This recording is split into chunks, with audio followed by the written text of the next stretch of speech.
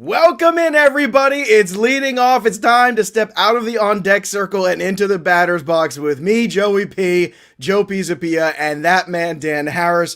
We are so excited to kick things off here today. Yesterday was opening day, and oh my goodness, Dan Harris, and opening day it was. Of course, our Mets didn't play, so that was a bit of a bummer. However, there were some walk-offs, some really great stuff going on in Major League Baseball, and I just want to remind everybody, we're going to be here Monday through Friday, rain or shine, talking baseball with you. We're going to recap the night's games before and the day games that happened yesterday. And of course, we're always going to look ahead to the schedule of that evening's baseball, the latest news, the latest notes, and a lot of MLB DFS too, in case you're going to get into that because it's daily fantasy baseball season. So Dan Harris, happy second opening day to you.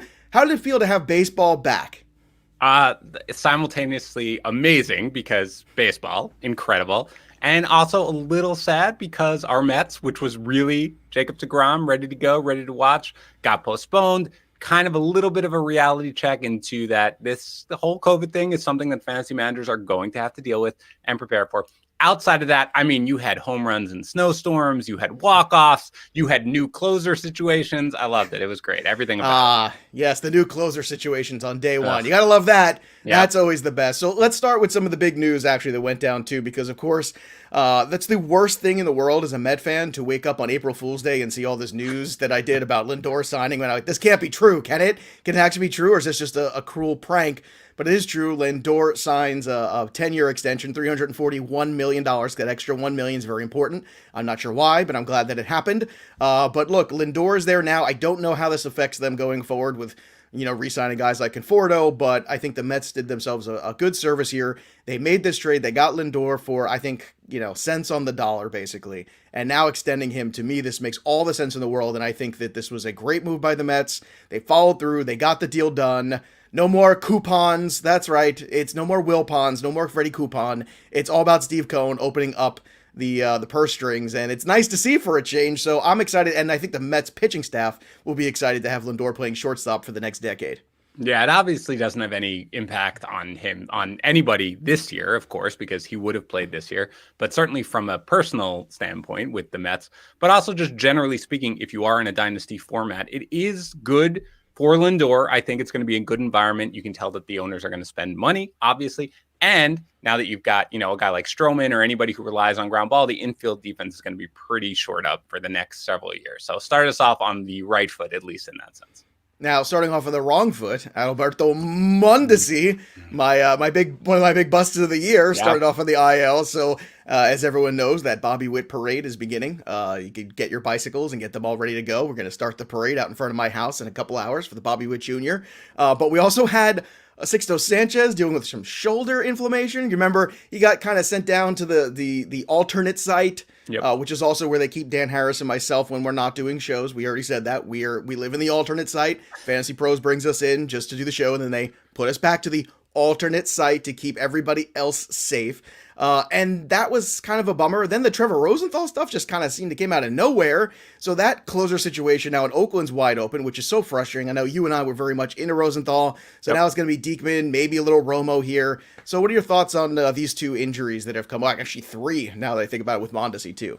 Yeah, I mean, with Mondesi, there's just nothing you can do. It's an oblique. You got to assume that it's going to be at least a few weeks. And again, I remember reading somewhere sometime that the average oblique, and again, they differ in severity, but is 30 days. So I'm just going, if I have Mondesi, I'm planning to be without him for a month. Hopefully it's less. And again, that 5 out of, he'll still probably lead the majors in saves. So I'm not freaking out there. With Rosenthal, it's a bad break. What can you do? I do expect Diekman to be the main guy. I don't like what I'm hearing. They haven't even had an MRI. They're like trying to work on anti-inflammatories. I don't know. This is just a bad start considering the groin strain as well. So I am significantly worried if I am Rosenthal. What was the third one that we were talking about after Mondesi? Let's see. Rosenthal, Sixto Sanchez. And by the way, before people jump on Dan, he meant he could still lead the league in steals. What did I say? Saves? No, That's I think right. Mondesi. No, I meant saves. He could lead the league in saves. He could. With the way closers are going? It's possible. Steals, obviously. It's like it's early in the morning. I'm holding my mic stand. Dan Harris said Mondesi's gonna get saves. He doesn't know anything about baseball. Maybe he will, though. You don't know. You don't know that how for sure. People are. And Sixto Sanchez, I mean, that's obviously something that you want to monitor, but they were limiting his innings anyway. He was going to top out at 140, so I'm not overly concerned about it yet. Okay, yet. I like the keyword yet there. All right. Before we start flying into some other action here, baseball is back, but by the way, so also might be the hair on your balls. That's right. And Manscaped is here for you for that. So the only balls, that are out there are not just baseballs that need some tending to. They might be yours as well.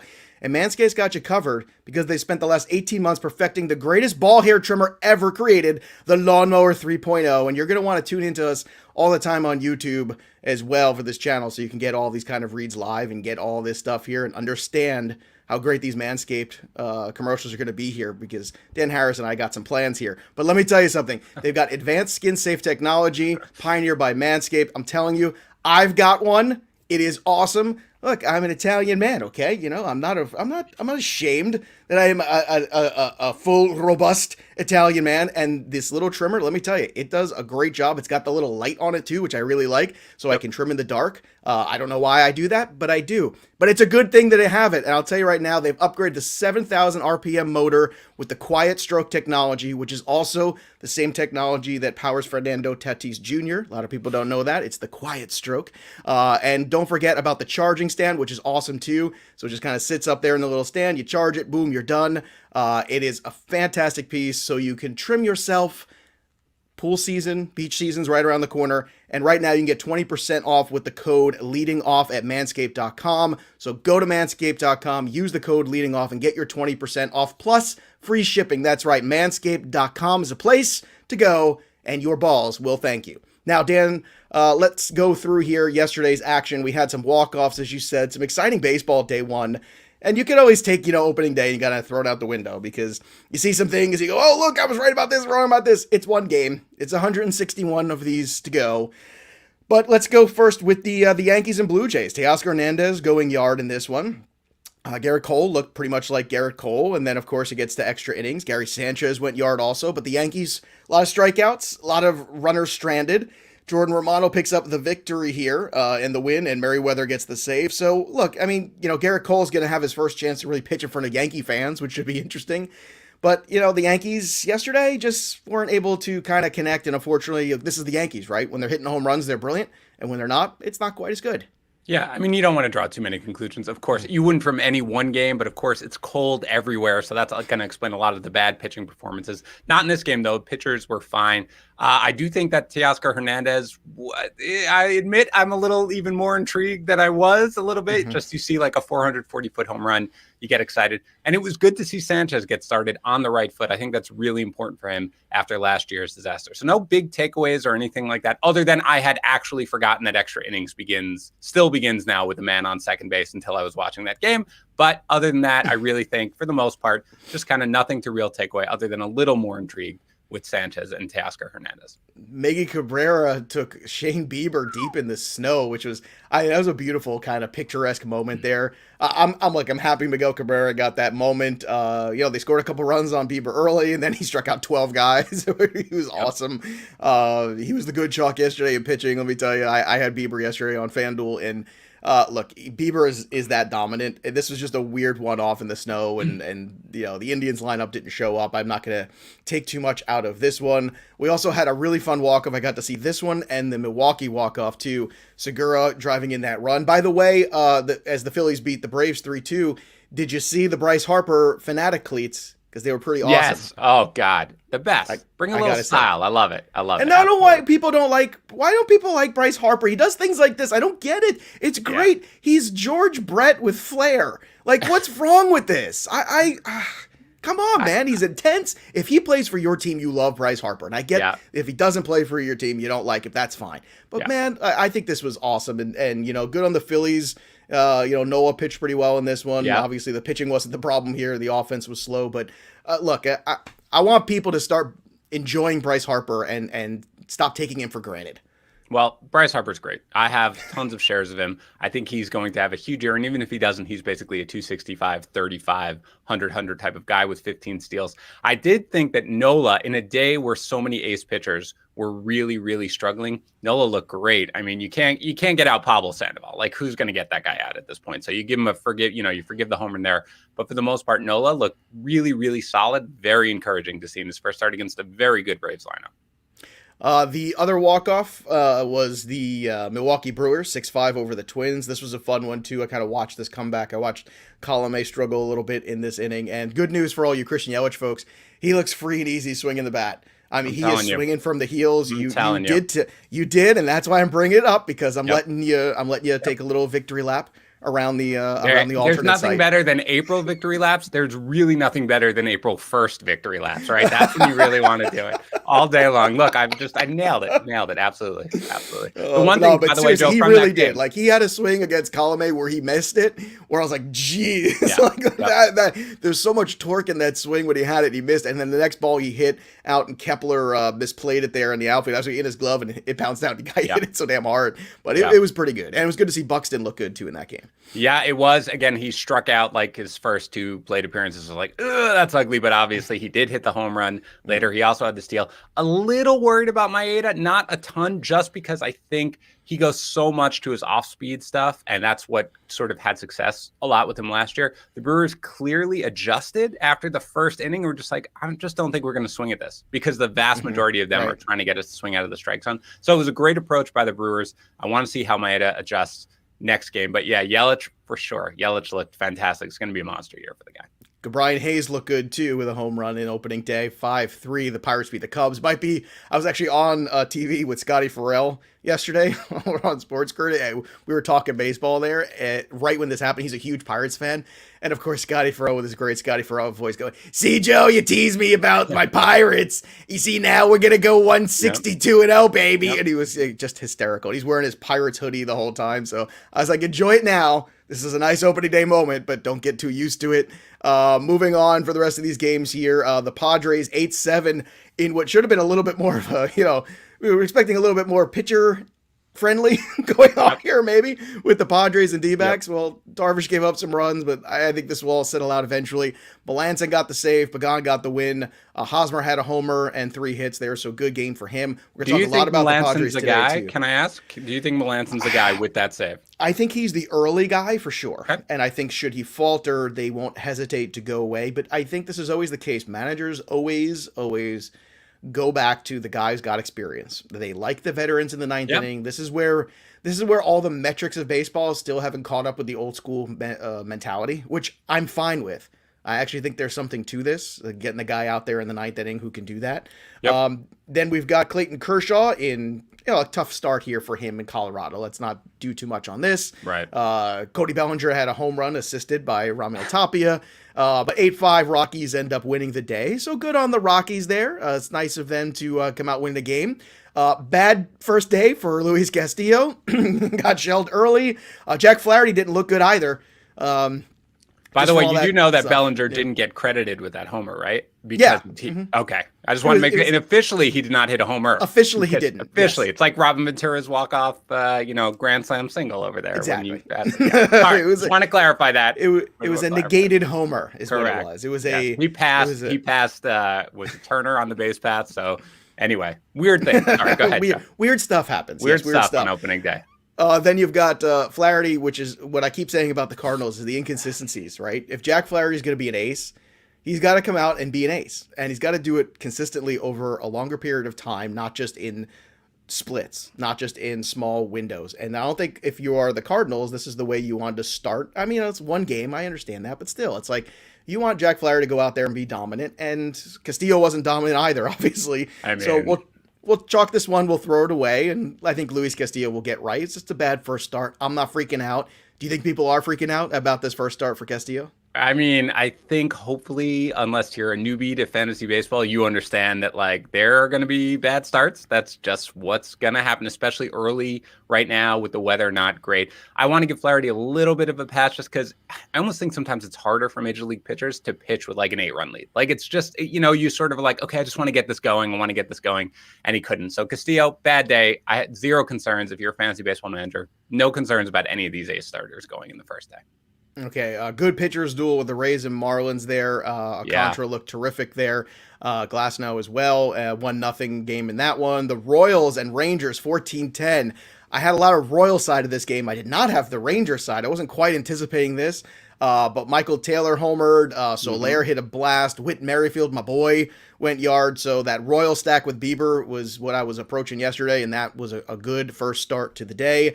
And I mean, it was just, look, we're going to be trolling the Rangers quite a bit here over the year. I'm just, the pitchers they're going to be throwing out there on a daily basis are just not going to be major league quality. So you're going to see a lot of us stacking this year against that. The Angels and White Sox 4-3. The Angels get the victory here in this one. Mike Trout, game-tying single, and Ohtani scored the go-ahead run. Then you got Greinke shutting down the A's. Greinke is 37 now, I believe. He is going to be a free agent at the end of the year. The Astros win this one handily, by the way. Brantley, third straight year with a home run on opening day. Bregman homered also. Yep. 8-1 over the A's. Do you think Greinke's just going to hang it up at the end of the year, or do you think he's going to actually play for another 2 years somewhere? The day that I could predict what Zach Greinke is going to do is the day I probably go into baseball professionally. I think he'll probably stick around. And my guess is in 10 years, I'll be on this podcast basically being like, I really just don't like Greinke's velocity. I think you got to fade him this year. And then he's just going to come out and pitch to a 2.7 ERA every single year. Just guy's amazing. So, so if I recommended fading him, which I did a bit, I'm willing to probably even look at this one start and be like, yeah, that was probably a wrong call because he just always gets it done. He's just safe. I mean, he's safe and steady. And I'll tell you what was also kind of amazing yesterday was the 15 runs between the Mariners and Giants. Yeah. I don't think a lot of people expected that too. These were their best two pitchers on the mound. And then, it's Kevin Gausman, actually looked good. Actually, I should say for this, 6 2/3, he was good. And then, things kind of fell apart. Buster Posey hit a home run though. Yeah. So that was nice to see Buster Posey showing up. My favorite late catcher in our mock drafts. I would take just was like, whatever. Yep. And Alex Dickerson coming off the bench with a home run. Another one of my favorite kind of late picks. So the Giants, and this is something too, as we kind of transition from yesterday into today's upcoming games, is you're going to find a lot of value with the late slate guys, whether you isolate them or you play them all together. You'll see it in the Giants lineup. You'll see it in the A's lineup, especially FanDuel. They're going to want you to, they kind of take for granted that people shy away from some of those teams on the West Coast. Baseball is a very heavy East Coast game, so there's a lot of play there. But at the same time, there's always value to be had, even if you want to isolate it or add them to the full slate. And I could see already with this Giants lineup, with Dickerson, with Posey, it's going to be that case again. And you can chalk that up to the A's and a few other teams also. But overall, it was a fun opening day. I love the walk-offs on opening day. That's that's one of my favorite things. I'm a big fan of that. Any other takeaways from you, things that you saw besides Zach Greinke kind of, putting his, his thumb in your face and going, nah, to you? No, I mean, I think really there isn't all that much that you can take away, of course, from one day of baseball, as we know. I do think that it's really about the closers because, fantasy managers are always desperate for saves. You did see Soto come in the ninth for the Tigers, which had kind of been rumored a little bit. He did give up the 2-run homer, but he got it done. So I don't know. Is that a good thing? Is that not a good thing because he gave up the 2 runs? We'll have to see. But right now he looks like the guy. It was good to see Melanson be the guy. I agree with you. I do expect him to get the vast majority of the save opportunities there. So things like that, I feel like, are kind of the biggest takeaways for me when I'm looking at opening day, which otherwise was just a ton of fun to watch. All right. So that'll close the chapter there on yesterday, and we'll go to day 2 of the Major League Baseball season here and start to look ahead. Now, it's not the biggest slate of games on Friday night, so just to kind of take folks through too, if you haven't played a lot of DFS and maybe you're thinking about trying, we're going to take you through stuff in a different way here. It's something I've done last few years on a lot of shows and had a lot of success with, and a lot of the listeners and watchers of the shows did as well, which is We don't go position by position. We go game by game. We find the things that we like, find the things we want to build around. We simplify it. That way, basically, we take away what could be hours of research you can do and kind of spinning yourself into oblivion and turn it into something that you can just see and use and say, okay, now I feel like these are things I can use. Take this, build some lineups around it, and have some fun. Typically speaking, also, DraftKings for baseball, more difficult. Not just because you have the secondary pitcher, but also because the pricing is tighter. FanDuel pricing is a lot looser. They want you to play and move around things. They would rather you get excited about making lineups and make more lineups, whereas DK is much tighter, much more difficult. But every day here on the show, we're going to give you the good chalk, the things that we like, and just because it's chalk doesn't mean it's wrong. It's baseball. There's 70% failure rate already built in. Right. So let's try not to overthink things and outthink ourselves. That being said, Dan Harris, are you ready for today's slate? I am ready. Let's do it. Let's go. Good. I felt like you were ready there. That's what I like. All right, so let's start here with Ryan Yarbrough and Pablo Lopez tonight. This one's going to be in Miami. Look, on the FanDuel side, Pablo Lopez is 7.8, Yarbrough is 6.8. I actually like Lopez here. You know, the bottom half of this Rays lineup is not great. You know, Kiermaier, Zunino, there's a lot of strikeouts in here. So for my money, I think this is a really good secondary pitcher, especially on DK. On DK, he is significantly cheaper even. He is, where is he? 7K. So you're saving $800 there, site to site. And the other thing we're going to show you also is the variance, where you see like one guy is really high priced on DK, but not on FanDuel. That's like a big circle. You're going to circle that and you're going to say, okay, there's something here we should take notice of. But to me, this is the big notice in this game. I'm looking specifically at Aguilar at 3.3 also, who's a good value on DK, which is hard to find. Adam Duvall in the middle of this lineup too, against the lefty Yarbrough. Those are things I like about this game, and if you want to pay up, you can. But I don't want to go too crazy here with the Marlins, but I do like Lopez as a secondary arm. What are your thoughts on Marlins race tonight? Yeah, I think I will say, by the way, even if you don't play DFS, this sort of discussion is going to be valuable because it's going 100%. To give you trends as we get into the season and everything like that. So it's going to be valuable from a season long. Or even those daily transaction lineups where you're setting lineups every day for stuff. Exactly. So Lopez, I think, is I think it's almost impossible to get away from him, at least as a second pitcher on DK, just based on the price, based on what you expect. Look, the total for this game is low. For, the implied total for both. It's under 4 runs. So I think that really I don't love any bats in this game neither. I think the both pitchers were great yesterday, but I think this is just going to be a very low scoring series. And I think until the Rays kind of get going and figure out what they're going to be doing, they're not going to be putting up a ton of runs. So I'm not really crazy about any batter in this game, but Lopez is a must. I'll play him on FanDuel as well. He is more expensive, 7.8K, but I'll definitely play him at worst as a second pitcher on DraftKings for sure. Yeah, as a second art, look, tonight on DK with the short slate, you basically can go high-low, with one of the bigger pitchers. Well, there's only one really big pitcher in my opinion. It's Snell. Unless you wanted to go play around with Bauer in Colorado, or you can do the double dip in the 7 range, which is very doable. You want to stay somewhere in that 1,700 combined, 16. Somewhere in that range is good, give or take, obviously, any given night. Also, keep an eye on Satsugo, who's hitting in the top of this order. He's just 2.6 on FanDuel. Just keep an eye on him in that trend if he continues to lead off. That could be something fruitful down the line, if not even tonight. Trevor Bauer, as I said, he's going to be 10K on FanDuel in Colorado. Now, if you want to be super contrarian, you can go and give that a shot. Good luck to you. He's 2.5 on DK. I'm not going to do it. You can make a case for it. I'm not going to do it. Doesn't mean you can't do it. However, I will take the good chalk with the Dodgers.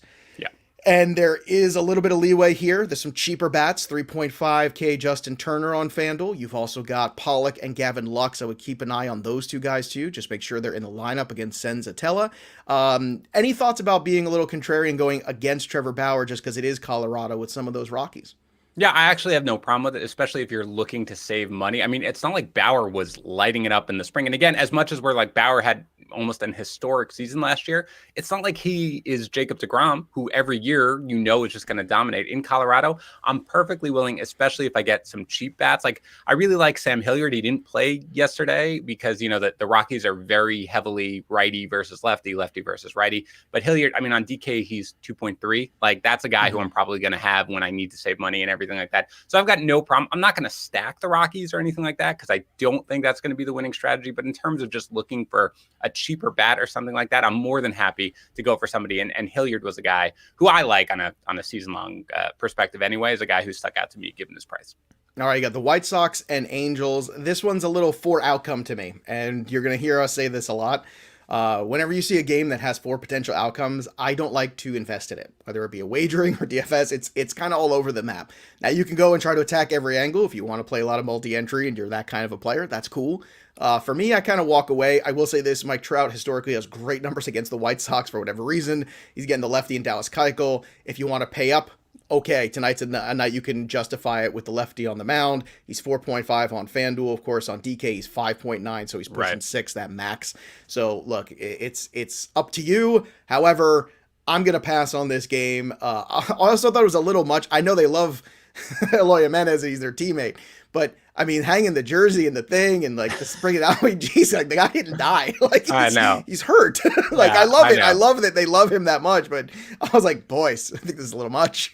Yeah. I mean, I think if I'm looking at a bat in this game at all and I'm trying to save some money, it might be Upton, who, again, had a great spring and looked pretty good yesterday. So I wouldn't mind him against a soft tosser like Keuchel. But, yeah, it's not a game that I particularly want to target from a DFS perspective. You can always play Trout, lefty, righty.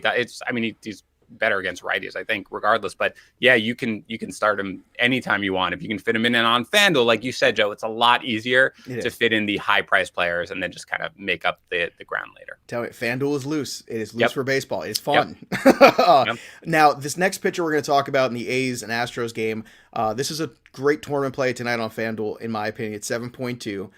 Like every tournament pitcher, it's going to have a little risk in it, but I believe in Luzardo. Also, when you have that lefty against the Astros, this is why I like it, okay? Number one, you got the lefty, so that neutralizes a little bit of Brantley and Tucker and Alvarez, okay? And those are the main bats you want to neutralize. Plus, you got Christian Javier on the other side, who's also probably going to be very limited. So, although Luzardo's not going to go 7 innings in this game, can he outlast Javier and get the win and shut down those lefty bats? I think the answer to all that is yes. Plus, last night was Greinke. I think it's a little bit of a letdown there. Okay, the A's go, okay, well, that was Greinke. Tonight's the young kid.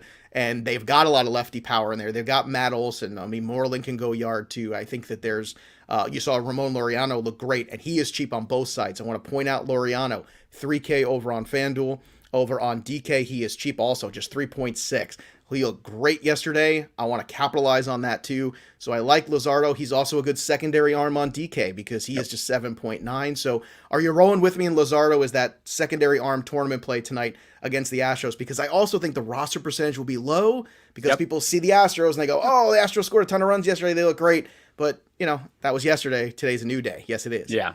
Yeah, I like the Astros and I like their lineup, but absolutely. I think, if I don't go with Lopez for my second arm, or I want to get 2 guys in the, 7K range, then I think Luzardo is perfectly acceptable. The A's are favored in this game. The implied total for the Astros is not high. I agree with you that I like Luzardo this year. I'm very excited about him. So for me, absolutely, he's a guy who I'm willing to roll with, especially in DK as a second arm if I don't go with Lopez. And by the way, the Vegas line tells you something in this game too. Yep. The A's are minus 140 in this game. Yep. Okay. Yep. Just take that into account. Yep. The A's are minus 140. The Astros plus 129. Yep. Just saying. Okay. Yes. let's go to the next one. Here's the good chalk. Okay. Fernando Tatis Jr. crushes Merrill Kelly. I think he's got like a 1700 OPS or something absurd like that in his career. He's the guy that I'm paying up for today, and it's not even that bad. It's 4.3 over on FanDuel. On DK, obviously more expensive, all the way at the top at 6. So there you go. Yeah, would you prefer, I want to ask you, because would you prefer, he's more expensive, Tatis, than Seager on DraftKings. Would you prefer Tatis even to Seager going against Senzatella in Colorado? I'm taking Tatis because of his history with Merrill Kelly. Specifically that. I mean, he has just rocked that guy. So you're very batter versus pitcher heavy then when you look at I'm your very DFS batter lineup? versus pitcher heavy when it comes to elite players. Okay. And he's an elite player. I've already put him in that. We've already put him in that category in fantasy. So we all should. Also, I think when you look at the lineup around him hitting well, Hosmer off to a good start. Machado, that's all good. The other reason I like this, and this is also particular, Dan, is because you've got value you can build around him. Yes. Tatis might be 4.3, but Tommy Pham is just 3.2. Yes. Hosmer's 3.5. Myers is 3. Cronenworth's 2.6. Profar's 2.4. That's the FanDuel salaries. And on DK, it ain't bad either. Cronenworth's 3.4, Profar's 2.9. You see a 2.9, that's a free square on DK. Tommy Pham is 3.2. So on the DK side. So this is the good chalk, and you got Blake Snell on the mound tonight. I'm all in on the Padres. Again, yes, it's chalk. It's the good chalk.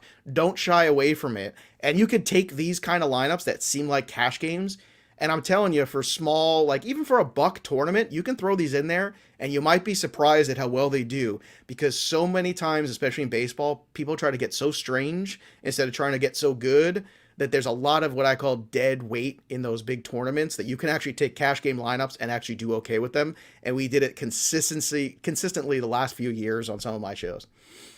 Yeah, well, I mean, I'm completely with you, obviously. And you mentioned all the guys. I liked Hosmer. I liked what I saw from him yesterday. I really wanted to watch his swing, actually, because I'm worried. I want to make sure that the sort of pounded into the ground part of him is dead. And it does seem that he certainly has made that permanent change. Are you paying up for Snell is the question. He's the big arm, obviously, on the slate. I am as well. I am. Okay. Especially because the rest of the slate there is no other guy on there. Correct. Yep. And I'm not the biggest, you're a much bigger Snell guy than I am. I am. But I am, because I feel like, well, look, I'm looking at the rest of the slate. I could take a shot on Luzardo or Lopez, or I can go with some surefire strikeout potential. And I'm also looking at the other side of this lineup too, with Castro and Escobar and Nick Ahmed and Carson Kelly. I'm not afraid of this lineup from Arizona. I mean, they're also the big thing. The only thing is that they are not. I mean, I think Peralta's the only lefty that's probably going to be in the lineup. So they're very right-handed, or they switch, so they'll be right-handed. But I really don't care. I am in on Snell. I'm not scared at all about the fact that, obviously, Darvish got hit a little harder than expected against Diamondbacks yesterday. I am paying up for Snell on both sides in this one. All right, last but not least, this one I'm a little shady on because yesterday there's a ton of runs in the Mariners and San Francisco game. Yep. There's also a ton of value. I'm actually going to dip the toes in the water with a few of these guys. Kikuchi's on the mound at 7.5 on FanDuel versus Johnny Cueto at 6.6. Now, I'm not going to dip my feet with the pitchers. Not enough strikeout upside for my taste. Okay. It very well might work out if you want to toy around with maybe Kikuchi as a secondary arm. Okay. I'm okay, by the way. That is the one thing where I would be okay with Kikuchi as a secondary arm on DraftKings, but that's it. Go ahead. Now, the trick with him is he is $6K. So that is so cheap. You're saving $1,000. Yes. I think this is where you can go up to Tatis on DK. Correct. Exactly. If Kikuchi is your secondary arm, because he's basically like the same price as Tatis. Exactly. So that you can make work. Yep. You can also make work on FanDuel. Haniger's 3.1. Ty France just 2.6. We told you this was going to be the case. FanDuel is typically very slow when they catch up with these younger players or these good spring players. Taylor Trammell, 2.5. On the flip side, Wilmer Flores, who crushes left-handed pitching historically against Kikuchi tonight, 2.8. Solano, 2.9. And Slater, 2.5. Those are some cherry-picked things on FanDuel. Yep. And even on DK, there's some value with these guys too. France is 3.8. Trammell is just 2.2. Free square against Johnny Cueto. So if it doesn't work out, okay. It might not kill you if it doesn't work out. So that's kind of my approach, is just being very careful, cherry picking a couple cheap, budget guys in order to build up. What are your thoughts on this game? Yeah, I mean, I'm not going crazy with it, but I do think, like you said, they're really not priced quite appropriately. And you've got guys like Haniger and France who are batting at the top of the lineup that obviously makes them more enticing. Wilmer Flores is almost an auto play against a lefty, basically, at this point. Now, he's not, I mean, he's 3.7 on DK, fine. But yeah, I think you can probably get in there for a lot of the cheap guys. And again, like you mentioned, DFS it's just not nearly as heavily West Coast sort of games, right? Most people stick to the East Coast. So I do think that you're going to be able to find value in these games. Because again, I early on, especially on FanDuel, they're just not really priced appropriately. All right, so let's go through it again. The good chalk, the Padres, the Dodgers, these are good chalk. You can also put them in any sort of stacks. We gave you some of the names you can save and make that work, especially with the Padres. Tonight, there's a lot of value with the Padres. You could pay up for Machado and Tatis, or just one of them, preferably Tatis tonight, and look for the rest of it. Cash game arms, we like Snell tonight. Both of us kind of are willing to pay up. And then on DK for secondary arms, Lopez and Luzardo, and Dan is okay with Kikuchi. And I think Kikuchi's pitched well enough this spring to give it a shot, especially considering that Trout and Tatis have such good matchups tonight, where if you want to pay up for that huge bat. The stacks we talked about, Padres, Dodgers. Lineup builders tonight. Keep an eye on Gavin Lux. Keep an eye on Cronenworth, Profar, Trammell, Ty France, Flores, obviously against the lefty, Ramon Laureano's cheap, Haniger, and Pham. Those are some of the names tonight to write down and make sure that you can, if you're looking for some price relief, They can help you kind of go up to Snell. They can help you go up to Tatis. So, Dan, that's what the slate looks like to us tonight. Well, of course, we'll recap tomorrow and give everybody what we think is, we always keep it real. We're the kings of keeping it real here on the show. What works, we're going to be excited. What doesn't, we're always going to hold ourselves accountable. But let's have a little fun. Let's have a home run call for tonight. Who do you think is going to leave the ballpark? I'm going to let you go first. I'm going to give you the whole board. Who's going yard? All right, I'm going to go with my guy, Corey Seager. I think there are, it's Colorado, so it obviously increases it. Lefty against Senzatella. I'm all about, I could, throw a dart and choose one of like 6 Dodgers at this point, but I am going to go, at this point, Corey Seager is my home run call of the night. How about you? I'm going to go chalk with Tatis tonight. Tatis Jr. Look, sometimes I'm going to give you ones off the beaten path. Not today. I'm just going to die on this hill with Tatis against Merrill Kelly. If I die, so be it. I'll still be back here tomorrow. They'll try to revive me at the alternate site and bring me back. Also, before we close out, I want to remind everybody, you get 20% off and free shipping at manscaped.com with the code LEADINGOFF. Again, go to manscaped.com. That's 20% off with free shipping. Just use that code leading off. I want to thank our sponsor, Manscaped, for the show today. And if you haven't already, make sure you subscribe to the Leading Off podcast here. It's part of Fantasy Pros. Anywhere you get your podcast, you can also subscribe to our baseball-only YouTube channel. No college basketball, no NFL, no college football, no golf, nothing. Just us talking baseball. It's Fantasy Pros MLB. That's the channel. We're very close to 3,000 subscribers. I don't know. Maybe we give something away for the 3,000th person. I don't know. I'll give something away. I don't know how we prove who that is, but I'm going to try. So we hope you enjoy the show. We'll be back again Monday morning to kind of recap the weekend and get you going. But we're going to be here every morning, Monday through Friday, somewhere around that 9 a.m. hour to kick things off with you here. So once again, thanks for watching. Thanks for listening. And we'll be back next time, kids. Enjoy your baseball and have a great weekend.